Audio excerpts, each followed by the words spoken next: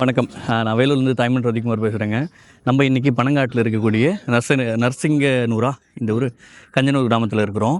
இங்கே வருஷம் இந்த பனைக்கான ஒரு திருவிழா நடத்துகிறாங்க. இந்த பனையை மேம்படுத்தி கொண்டு போகக்கூடிய ஒரு திருவிழாவாக நம்ம இதை பார்க்குறோம். நிறைய பொருள் இன்றைக்கி இயற்கையாக இருக்கக்கூடிய நிறைய ஒரு பொருட்கள் அழிஞ்சு போயிட்டே இருக்குது. இப்போ அது எல்லாத்தையுமே மீட்டெடுக்கிற விதமாக இது முதல் முறையாக இந்த பனைக்கான இந்த ஒரு திருவிழாவை ஒரு 4 வருஷமாக இதை கண்டினியூஸாக தொடர்ந்து நடத்திட்டே வராங்க. இது ரொம்ப பெரிய விஷயமா இருக்குது. இங்கே இருக்கக்கூடிய பனை ஏரிகள் இது நடத்துகிறாங்கன்றது தான் இதில் முக்கியமான ஒரு விஷயம். வேறு எந்த துறை, அரசு துறையோ இல்லை அரசியல் சார்ந்த நபர்களோ இல்லாமல் இங்கே இருக்கக்கூடிய பனை ஏரிகளே அவங்க இதை திருவிழா நடத்துறது ரொம்ப பெரிய விஷயமாக பார்க்குறோம்.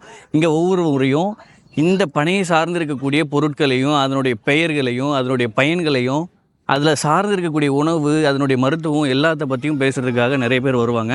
இந்த வருஷமும் நிறைய பேர் வரத்துக்கு இருக்கிறாங்க. நீங்கள் கூடிய சீக்கிரத்தில் பார்ப்பீங்க.